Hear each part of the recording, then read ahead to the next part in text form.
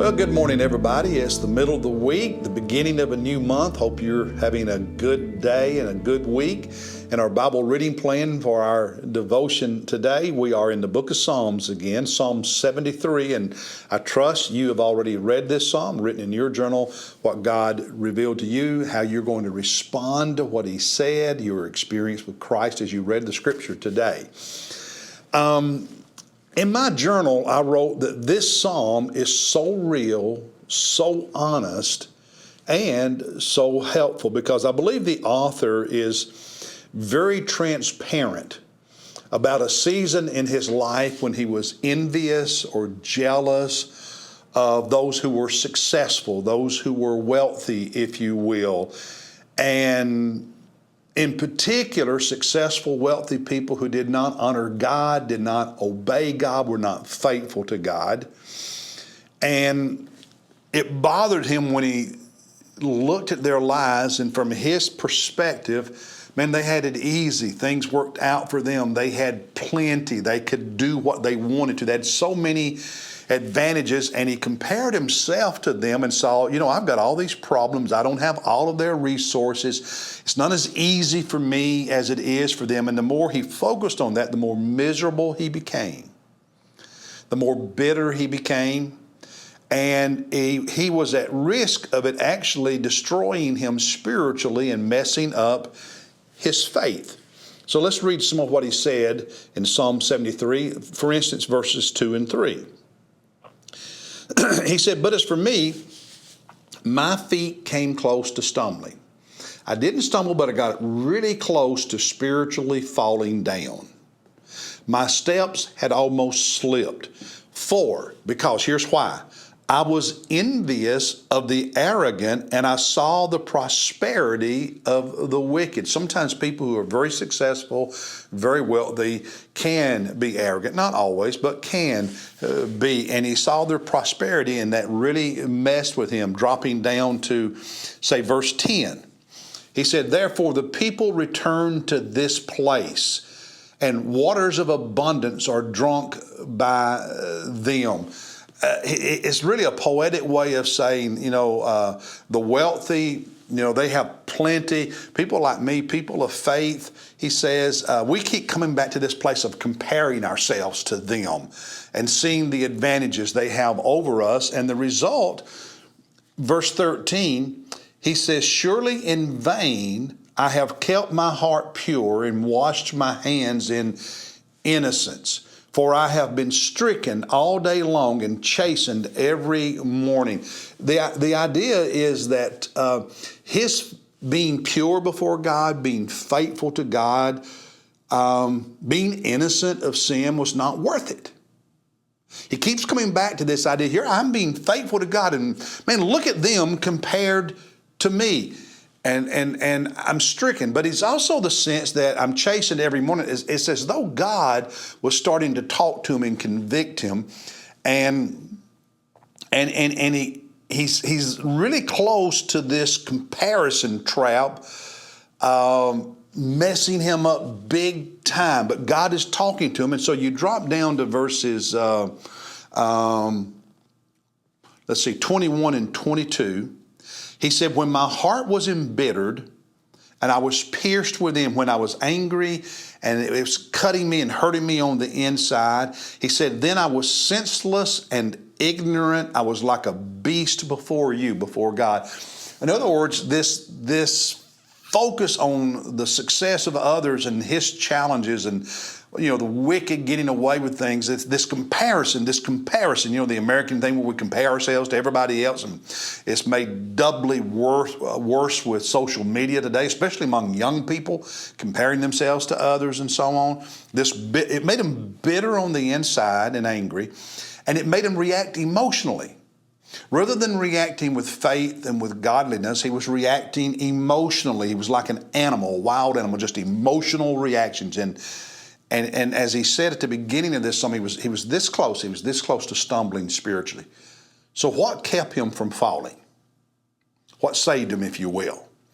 Well, verses 16 and 17, he said, "When I pondered to understand this, when I really thought hard about it, It was troublesome in my sight. This was all bothering me until, verse 17, I came into the sanctuary of God. When I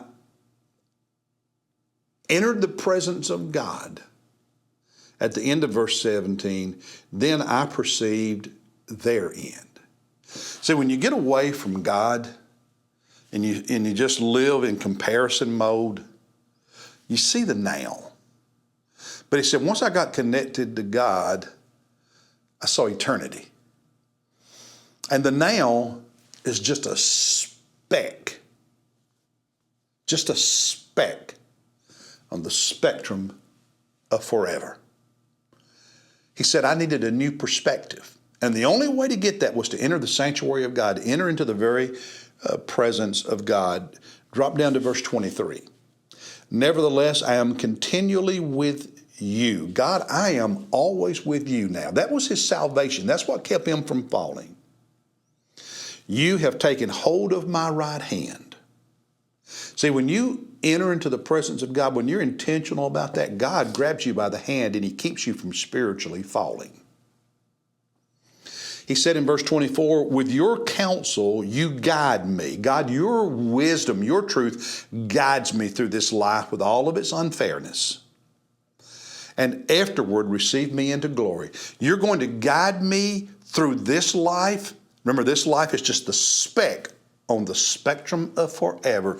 But God, your right hand holds me up during my time in that speck, and you guide me. Your wisdom guides me during the days of that speck. Even if some others who don't honor you have more than me now, when this speck we call life ends for those of us who are faithful to the Lord, he receives us into his glory, into heaven, into his presence. And so staying in the presence of God is what keeps us spiritually healthy and keeps us from falling.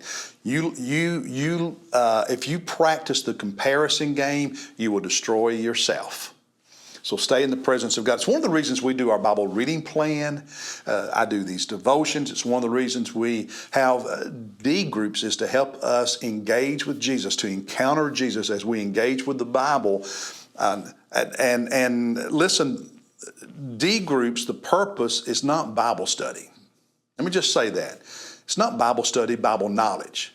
The purpose is to engage the Scripture so we can encounter Jesus and be transformed and be spiritually healthy and be equipped to make disciples of others. Now, we will learn the Bible as we do this. We study the Bible. But when you make the goal Bible study, eventually you kind of dry up, to be honest with you. Because it's not about Bible study, it's about Jesus. Bible study is a tool. And sometimes I think we get that reversed. And the nearness of God is what matters. Verse 28, look at verse 28. He said, as for me, the nearness of God is my good. I have made the Lord my refuge. In other words, when I stay near to God, that is what's good for me. And so I choose in the midst of the speck called life, rather than playing the comparison game, I just seek God. I seek Jesus as my refuge. And that gives me what I need to get through this speck. And it keeps me good, keeps me healthy. And let me, in saying that, just say one more thing as a practical thing here about our ministry and strategy for making disciples at First Baptist Rock Hill, our D group ministry. You know, we say D groups are supposed to multiply after a year, no more than 18 months. If a D group has been together more than 18 months, something's not healthy. It's just not. Why do we ask D groups to multiply after 12 months, 15 months, no more than 8 months, but preferably 12 to 14 months? Why? Two reasons. One, to make disciples. Because if you stay together all the time as a group, you're not making disciples. You're just doing Bible study and hanging out together as brothers and sisters, but you're not making disciples. You have to multiply to make disciples because you're interested in seeing others become disciples. Second reason is to stay fresh. The very thing he's talking about here. You see, when you stay together forever in a D group or a life group or anything else, you become like a stagnant pond. And stagnant ponds are not fresh. Stagnant ponds don't give life. We multiply in part to stay fresh because water has to flow in and flow out or it becomes stagnant. And if you build a dam and stay together all the time, there's no outflow, and eventually what was once fresh becomes stagnant. That's a word to the wise. God bless you, and I'll see you tomorrow.